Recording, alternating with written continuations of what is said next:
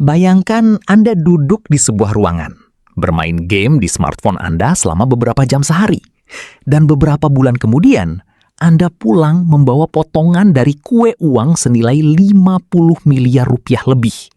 Kedengarannya seperti mimpi di siang bolong, bukan? Tapi bagi para profesional di skena Mobile Legends Bang Bang, inilah realitas baru di pertengahan tahun 2026.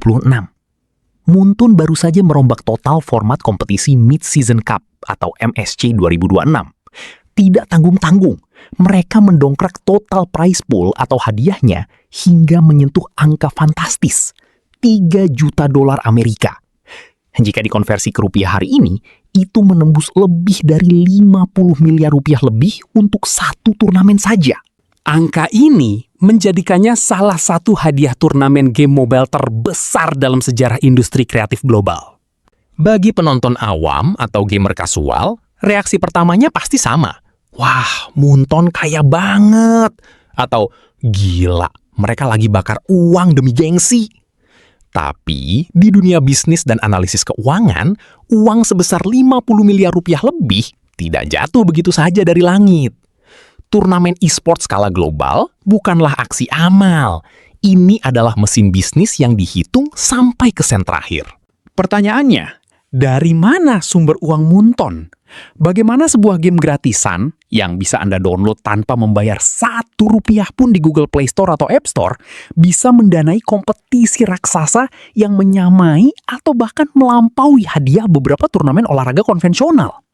Di video kali ini, kita akan melakukan pembedahan mendalam, membongkar revenue stream, strategi geopolitik, hingga ekosistem keuangan rahasia di balik layar yang membuat Munton mampu mengedarkan uang jutaan dolar di Paris nanti.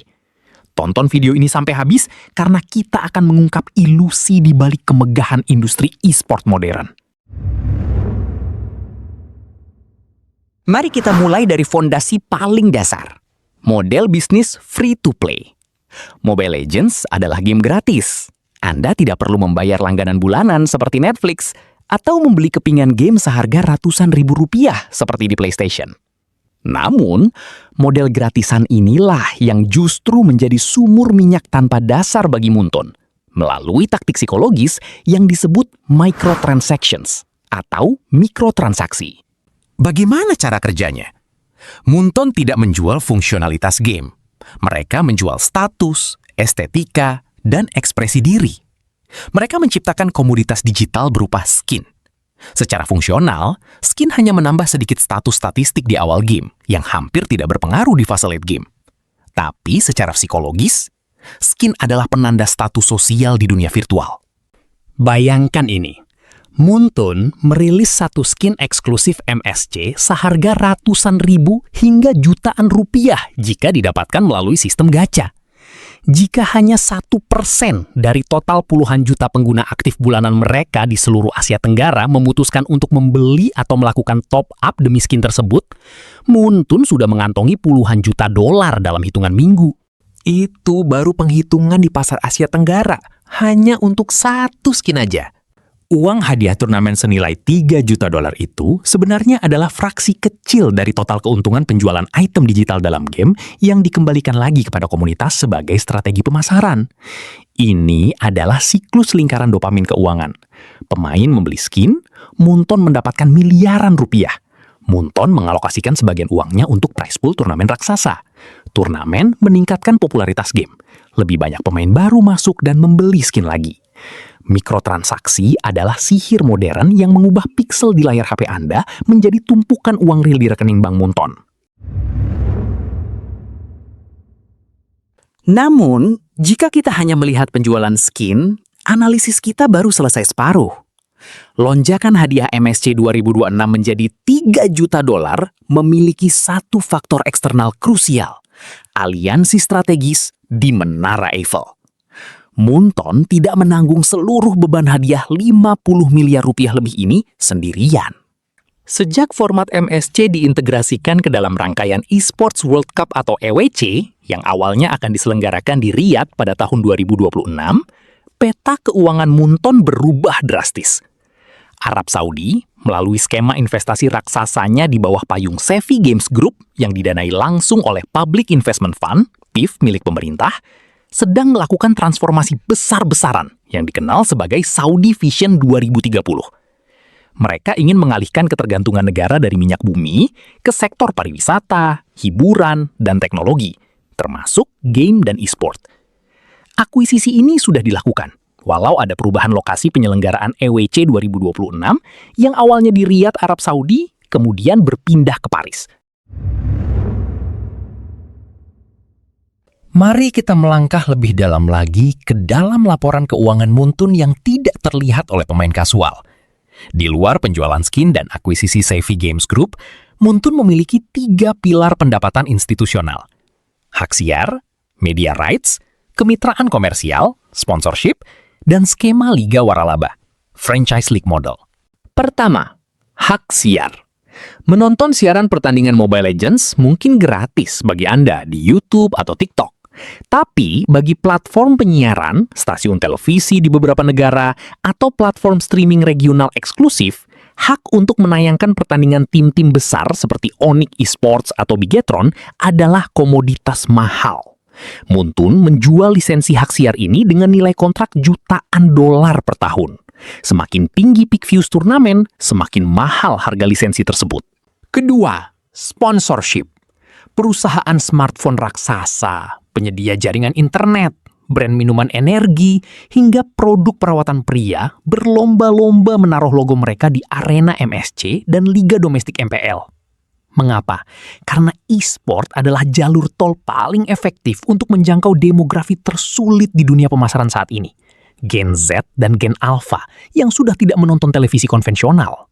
Ketiga, dan yang paling jenius adalah sistem Liga Waralaba atau franchise model di kompetisi domestik mereka, seperti MPL Indonesia atau MPL Filipina.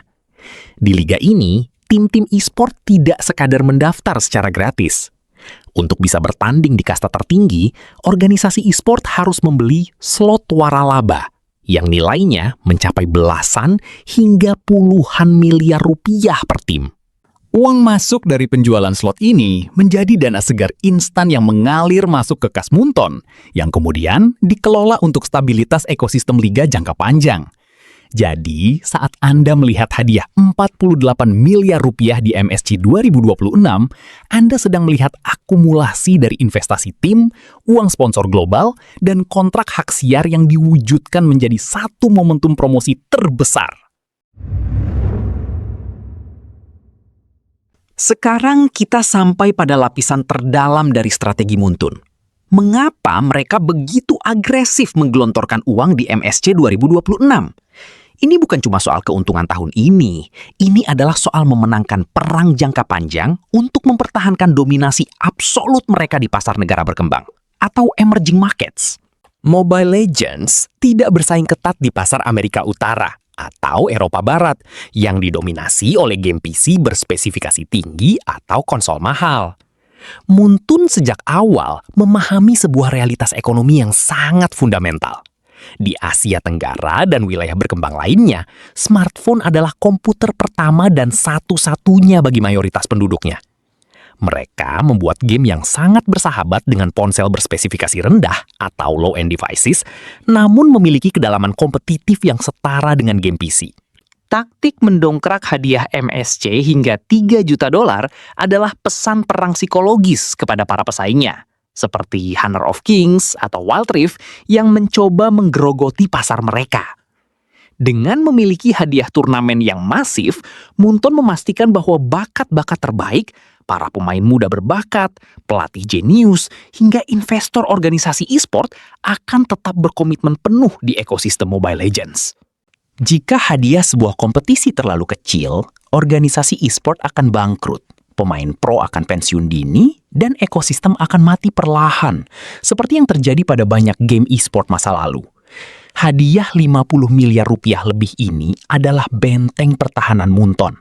Ini adalah investasi pemasaran terbesar untuk mengunci status Mobile Legends sebagai raja yang tidak terbantahkan di skena game mobile dunia. Mereka tidak sedang membakar uang, mereka sedang membeli masa depan kompetisi ini agar tetap relevan hingga 1 dekade ke depan.